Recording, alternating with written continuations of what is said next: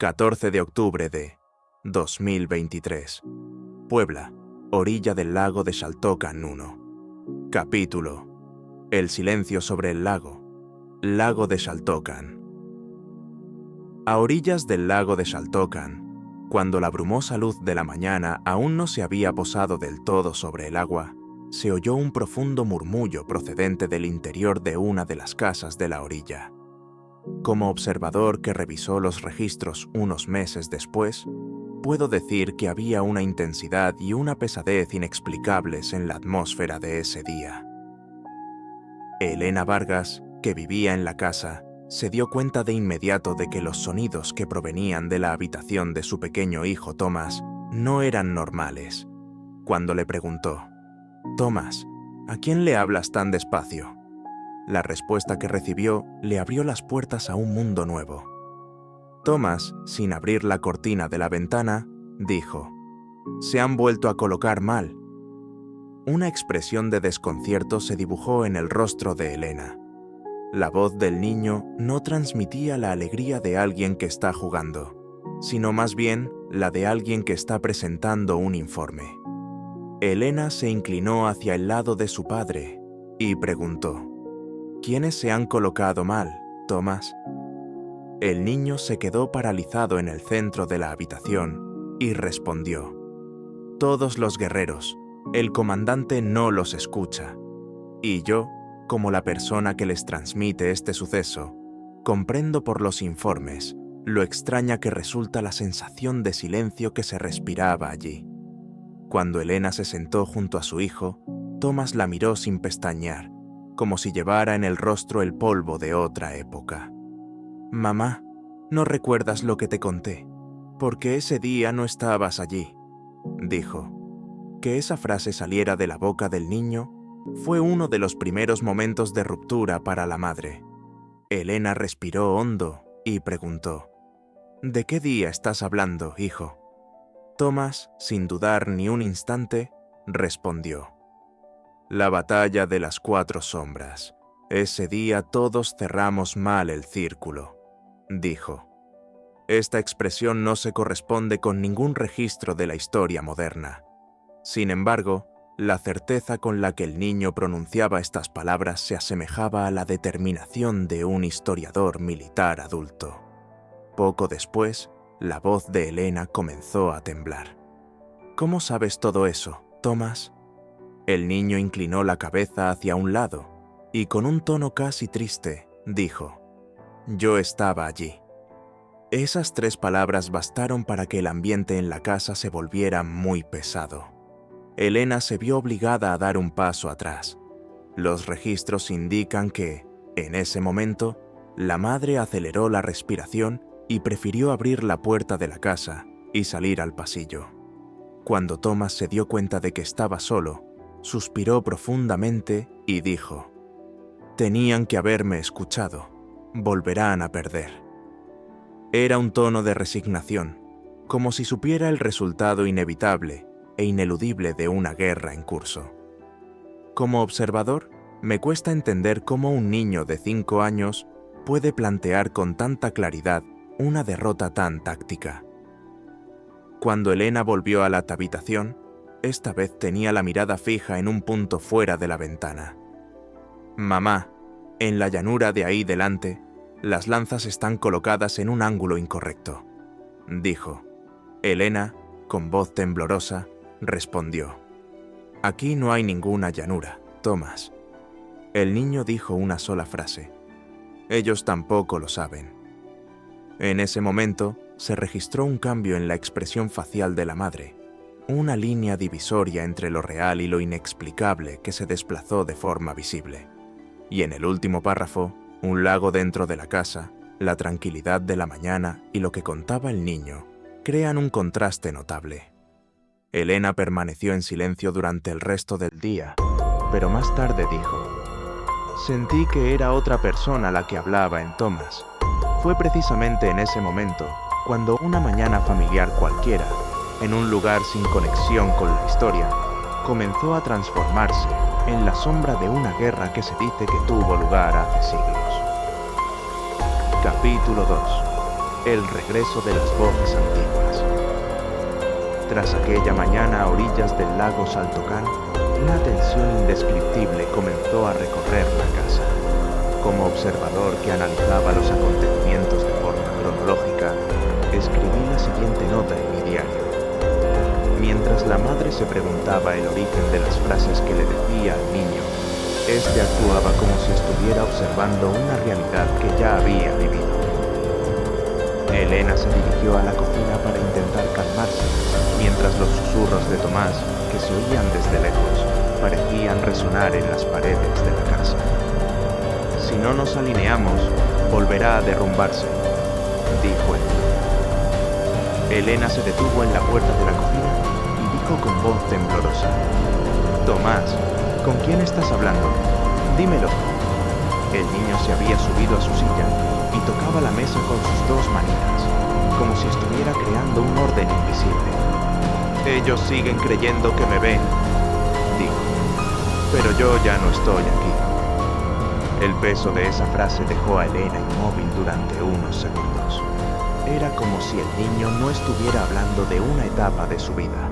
Los dedos de Tomás se movían con calma, pero sus palabras se volvían cada vez más claras.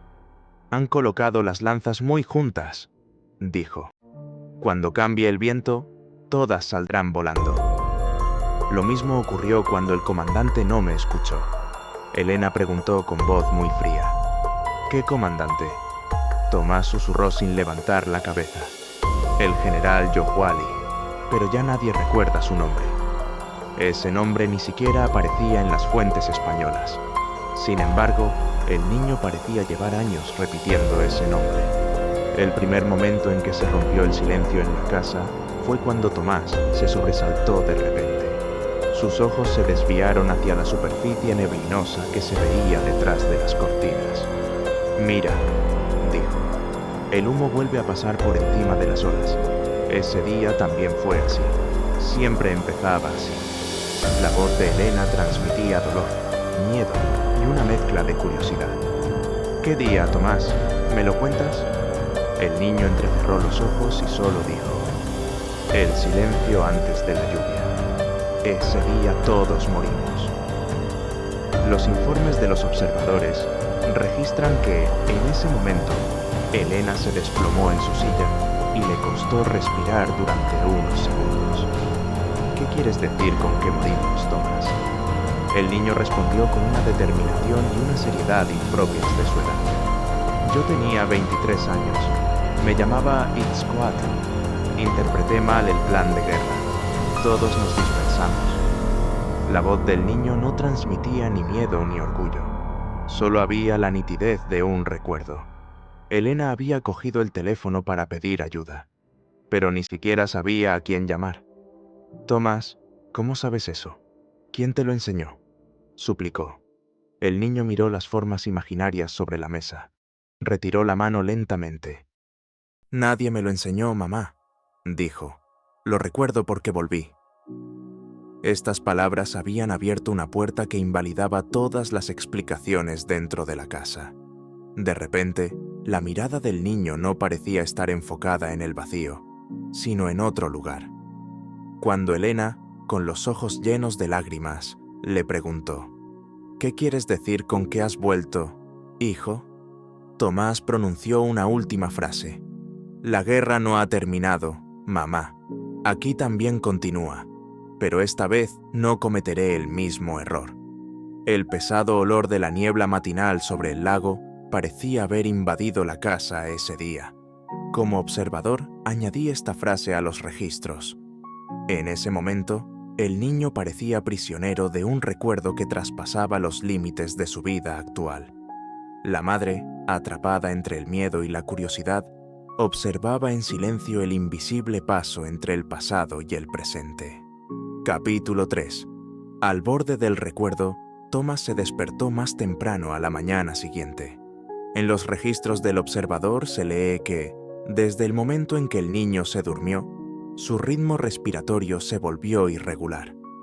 Cuando Elena entreabrió la puerta, vio a su hijo sentado en el borde de la cama, moviendo el dedo como si estuviera dibujando algo en el suelo. ¿Ves otra vez esas cosas?, le preguntó. El niño, sin levantar la vista, respondió: No las veo, mamá, las recuerdo. Esa palabra era la señal más clara de que nada volvería a ser normal en esa casa. Elena se acercó a él con paso vacilante.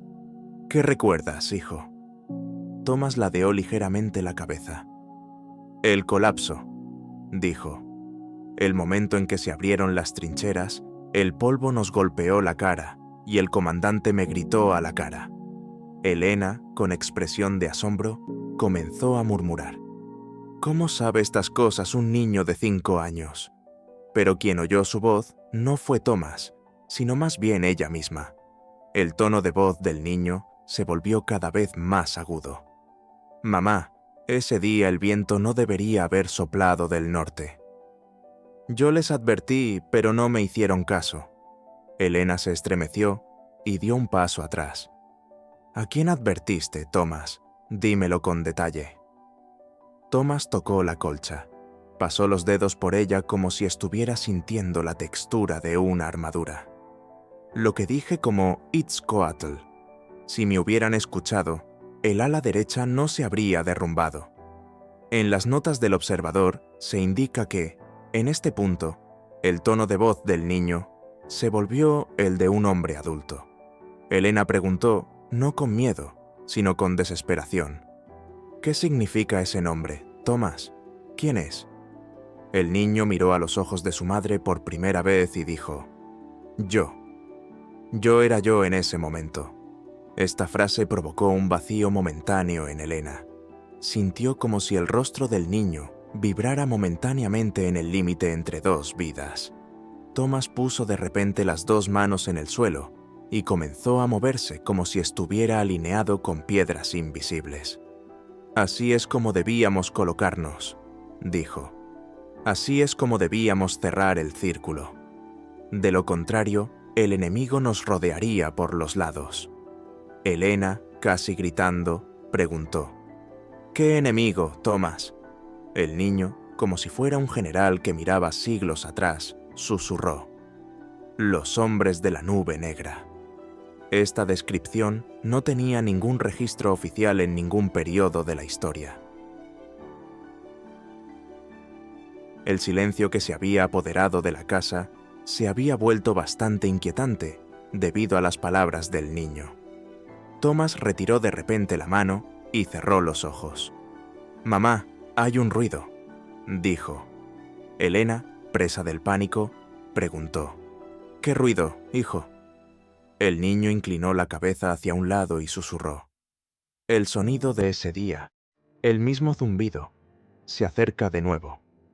Ese zumbido no se había grabado ni se había oído físicamente, pero la descripción del niño extendía una presión invisible por todos los rincones de la casa.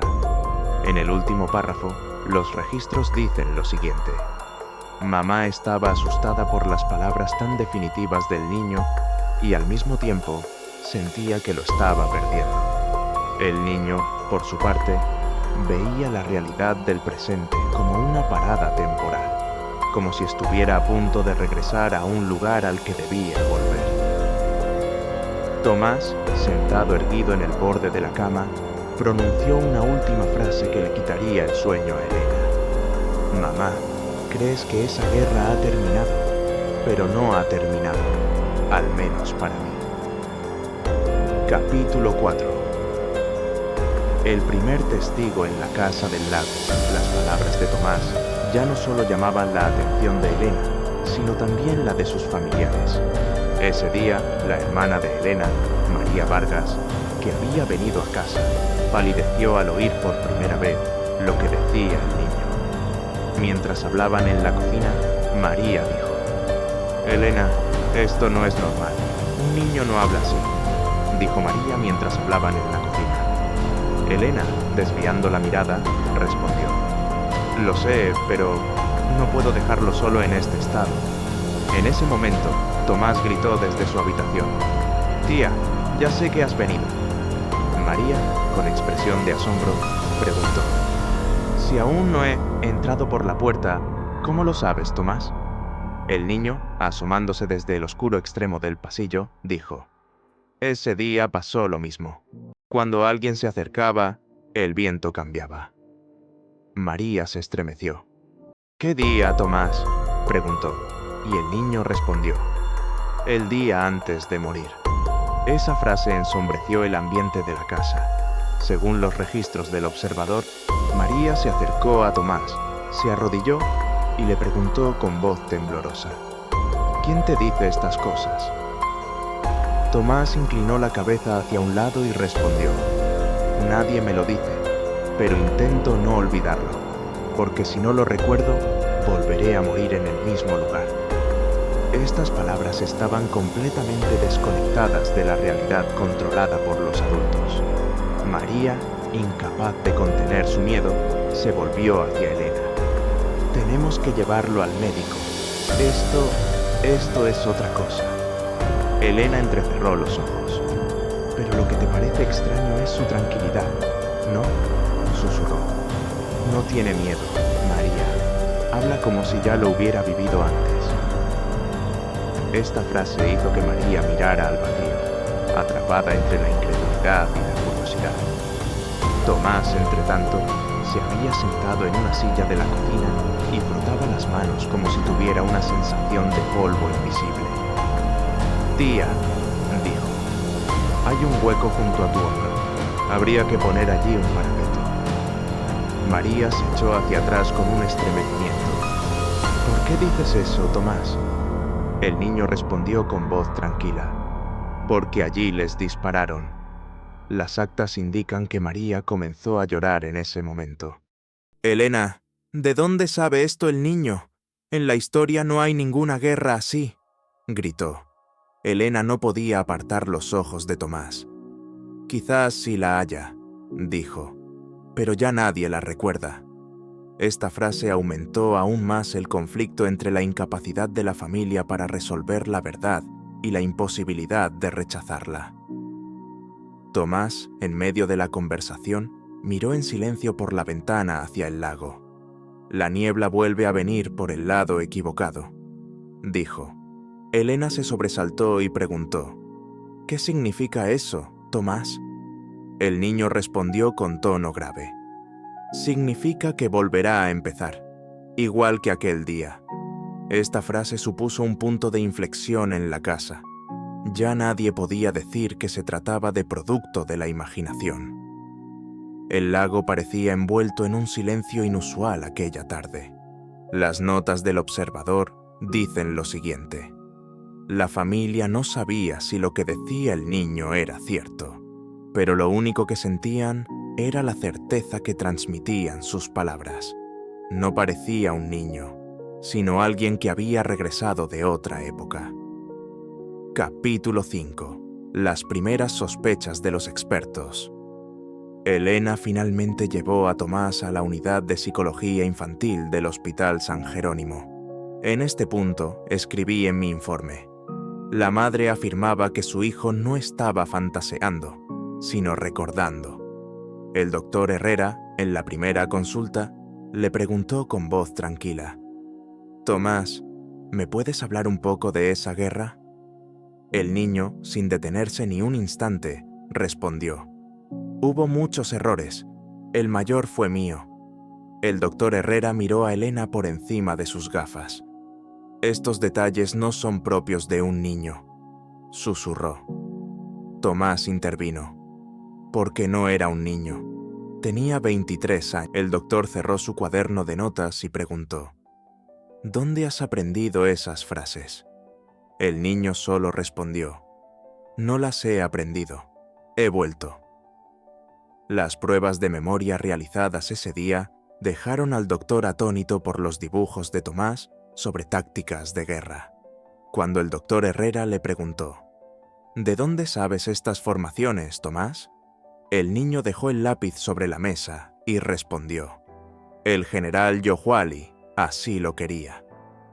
El doctor sabía que no existía tal personaje en la historia, pero la certeza en la pronunciación del niño le dejó perplejo. Durante la prueba, Tomás se sobresaltó de repente. No debería estar aquí. dijo. Elena, presa del pánico, le preguntó: «¿Por qué, hijo?». Y el niño susurró: «Porque la guerra llama». Esta expresión llevó al médico a anotar episodio disociativo, pero ningún hallazgo clínico podía explicarlo del todo. En la evaluación final, el doctor Herrera se volvió hacia Elena y le dijo: «Este caso es inusual. Le recomiendo que consulte con un antropólogo o un historiador». Elena preguntó en voz baja: «¿Entonces mi hijo no está enfermo?». El médico respondió esta vez en un tono más suave: «Es difícil decir que está enfermo, pero hay muchas cosas que no puedo explicar». Tomás, al salir por la puerta, pronunció una frase inesperada: «Doctor, quien recuerda, no pierde». El doctor Herrera se sobresaltó ante estas palabras y no pudo decir nada. La frase parecía el consejo de un soldado a un joven guerrero. En el último párrafo del registro aparece la siguiente frase: Tomás, mientras caminaba por el pasillo del hospital, parecía que sus ojos no se fijaban en las paredes blancas, sino que vagaban por un frente invisible.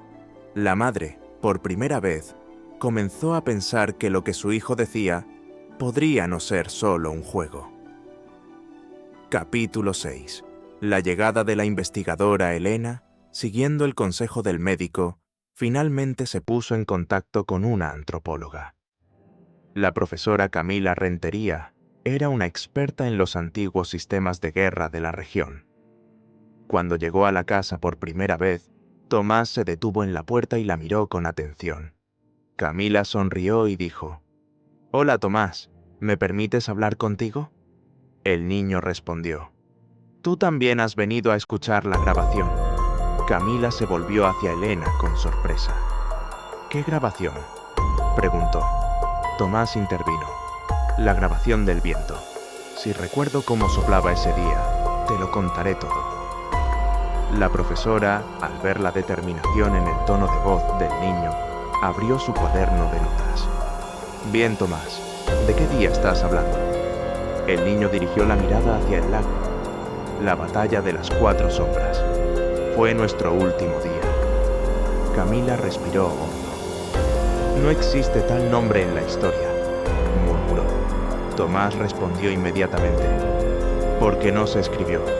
Nadie pudo volver para contarlo». Esa frase hizo que incluso el bolígrafo de la profesora temblara en su mano. Elena, por su parte, se quedó junto a la pared, tratando de entender lo que se decía. Camila le pidió al niño que hiciera un dibujo. Tomás se agachó en el suelo y dibujó rápidamente una formación de ataque. La profesora abrió mucho los ojos y dijo: «Esto se parece a una formación táctica desconocida de Mesoamérica». Tomás respondió con tono tranquilo: «Yo la formé, pero la formé mal». La profesora tragó saliva y preguntó: «Tomás, ¿quién eras entonces?».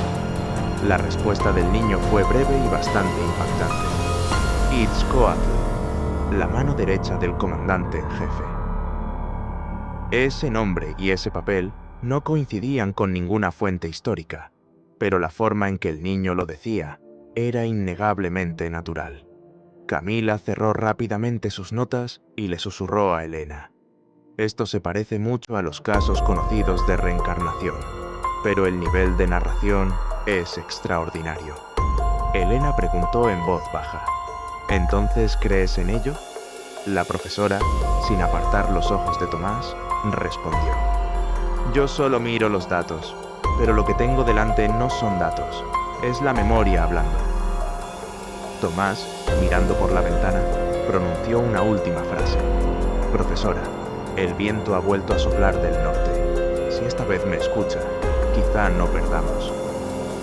Esa frase cayó sobre los hombros de todos los presentes en la sala como una carga invisible. Capítulo 7. El peso de la memoria. La profesora Camila regresó al día siguiente con un equipo más amplio y numeroso. La acompañaban un ingeniero de sonido, un estudiante de historia y un asistente de psicología. Elena susurró al abrir la puerta: «Espero que no lo asusten». Camila respondió con voz suave: No hemos venido a hacer preguntas, sino a comprender. Pero Tomás, nada más ver al equipo, murmuró. Ese día también vinieron tantas personas. El asistente de psicología, al oír la frase del niño, preguntó: ¿Quiénes vinieron, Tomás? El niño, sin pestañear, respondió: los que vinieron a ver. El ambiente de la habitación se volvió pesado de repente. El ingeniero de sonido encendió su dispositivo para grabar lo que decía el niño.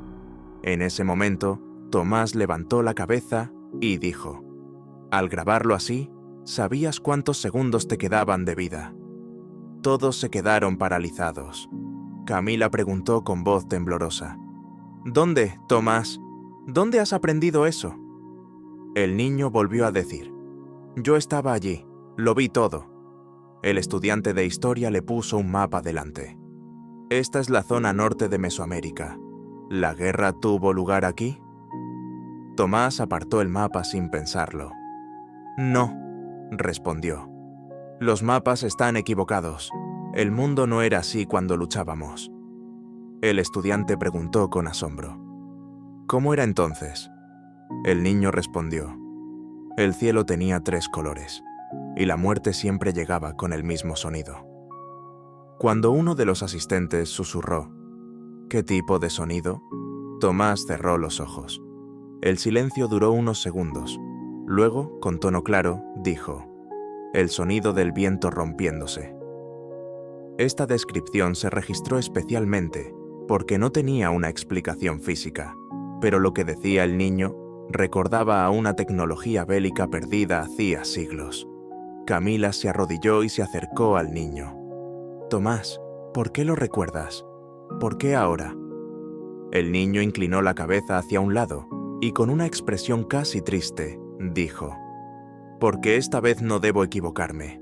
La guerra no ha terminado, solo ha cambiado de lugar. Elena contuvo la respiración al oír esa frase. En el último párrafo, la nota del observador dice lo siguiente: nadie en esa habitación encontraba una explicación clara. Lo que contaba el niño era inverosímil, pero demasiado coherente como para decir que era mentira o producto de su imaginación. Era como si la memoria hubiera dejado entreabierta la puerta entre 2 vidas. Capítulo 8. La grieta entre 2 vidas. Aquella noche, la casa familiar se había envuelto en un silencio extraordinario y diferente. Elena intentaba dormir a Tomás, pero el niño tenía los ojos abiertos y la mirada fija en el techo. «Mamá», dijo en un susurro, «este techo no me recuerda al cielo». Elena se estremeció. «¿Qué cielo, hijo?». Tomás respondió lentamente: «El cielo en el que morí». Estas palabras hicieron que los hombros de la madre se hundieran. La profesora Camila llamó a Elena a altas horas de la noche y le dijo: «No lo dejes solo. A veces, estos lapsos de memoria se desencadenan de forma repentina», le dijo. Elena respondió con voz agotada: «Pero no es como un lapsus, es como si se abriera». Esta descripción se señaló especialmente en las notas del observador: memoria que se abre. Se trataba de un concepto poco habitual en la literatura sobre la reencarnación. Tomás se incorporó de repente en la cama. «Mamá, ¿oyes eso?», dijo. Elena preguntó alarmada: «¿Qué?». El niño respondió: «El zumbido que oí antes vuelve a oírse». El viento que entraba por la ventana era silencioso, pero por la expresión del niño se notaba que oía algo. «La guerra se está reescribiendo», susurró. Elena apretó con fuerza las manos de su hijo. «Tomás, ya basta, solo eres un niño», le dijo. El niño respondió al instante: «Ojalá lo fuera, mamá». Esa frase fue como una puñalada en el corazón de la madre. En las notas del observador se indica que Elena comenzó a llorar en ese momento. Un rato después, Tomás giró la cabeza hacia la derecha, pensativo. «Este mundo es diferente, pero el dolor es el mismo», dijo. Elena, sorprendida, preguntó: «¿Qué dolor, hijo?». El niño respondió: «El dolor del momento en que perdí al comandante». Recuerdo el calor de la tierra mientras lo llevaba sobre mis hombros. Un recuerdo tan concreto que parecía sacado de la memoria de un veterano de guerra adulto.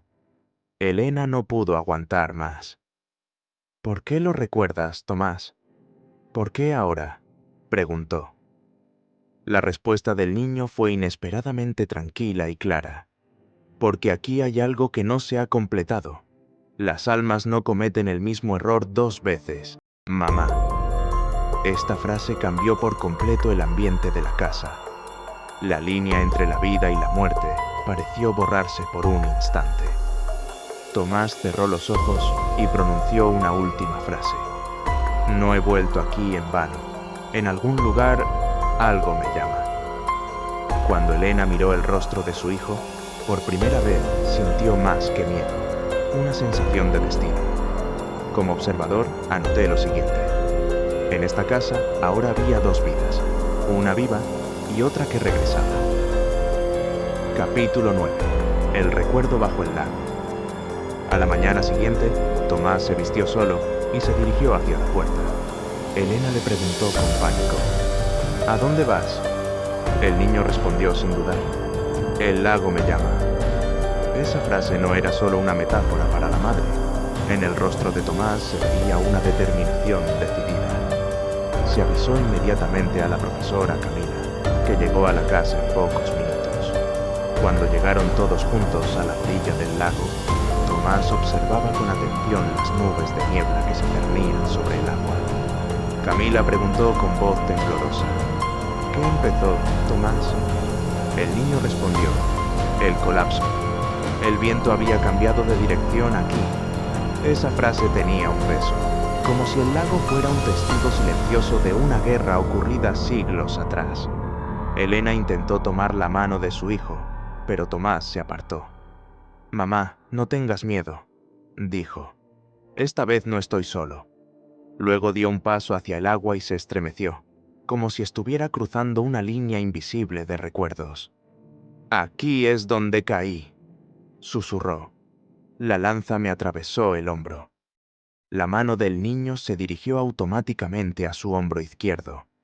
La profesora Camila se volvió hacia mí y me dijo en voz muy baja: en este tipo de regresiones de memoria, los desencadenantes espaciales son poco frecuentes, pero que sean tan precisos. Pero no pudo terminar la frase, porque en ese momento Tomás se había arrodillado. Les avisé, dijo, pero no me escucharon. Estas palabras, combinadas con las ligeras olas que el viento formaba en la superficie del lago, crearon una sensación de eco anormal. Elena corrió hacia su hijo y le dijo: Tomás, por favor, volvamos a casa. El niño levantó lentamente la cabeza y dijo: He vuelto a casa, mamá, pero mi cuerpo ha venido contigo.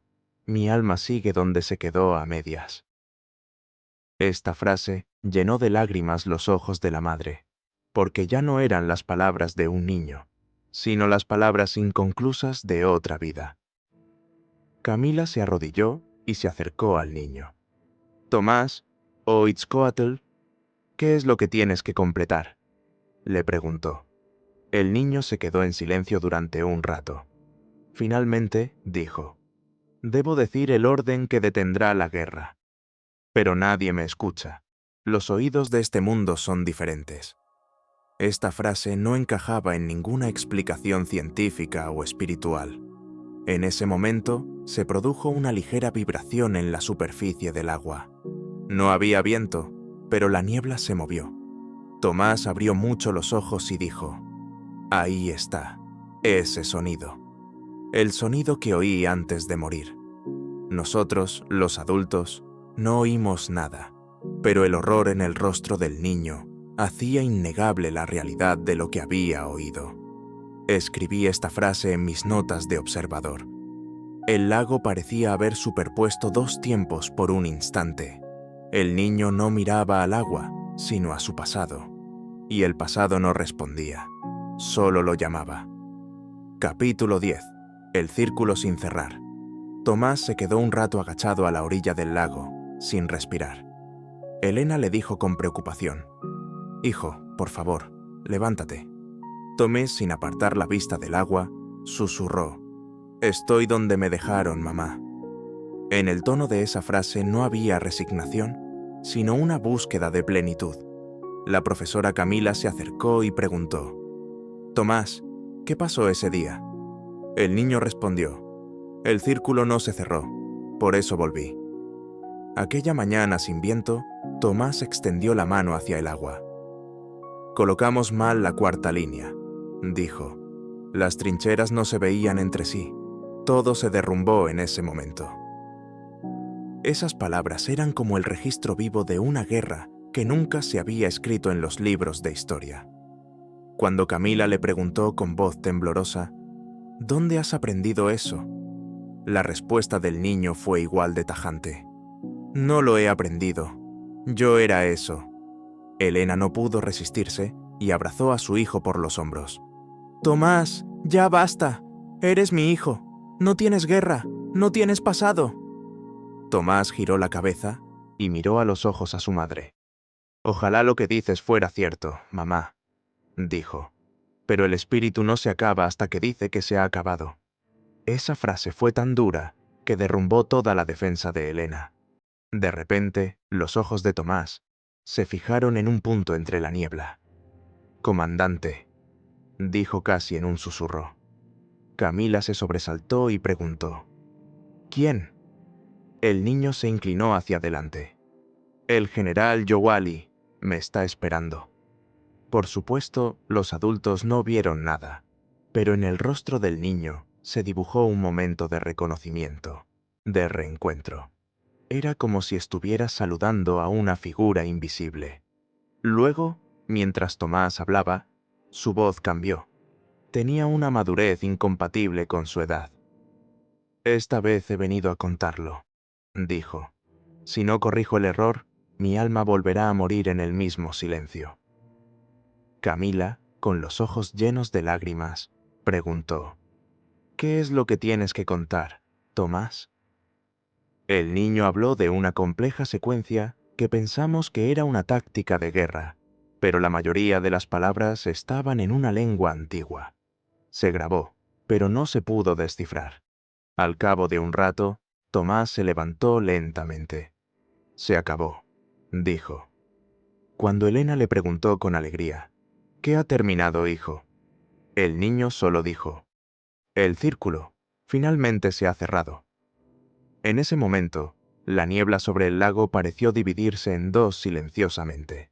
No sabemos si fue algo físico, psicológico o solo nuestra interpretación, pero todos lo sintieron. Tomás se acercó y tomó la mano de su madre. En su rostro había una expresión extraña, pero a la vez muy tranquila.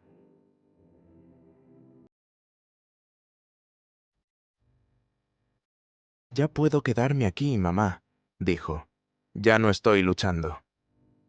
Elena no pudo contener las lágrimas y lo abrazó. Camila, en silencio, tomó nota. El niño ha declarado el fin de una guerra en su alma. En ese momento, ninguno de nosotros comprendió del todo lo que eso significaba. Y como última frase de la historia, escribí esta pregunta en mi cuaderno de observaciones: si un niño puede alcanzar la paz reparando el error táctico de una guerra que nunca ha vivido, ¿es posible que esa guerra nunca haya existido? Esta pregunta sigue flotando sobre el lago como la niebla. No se disipa del todo, pero tampoco se vuelve a condensar.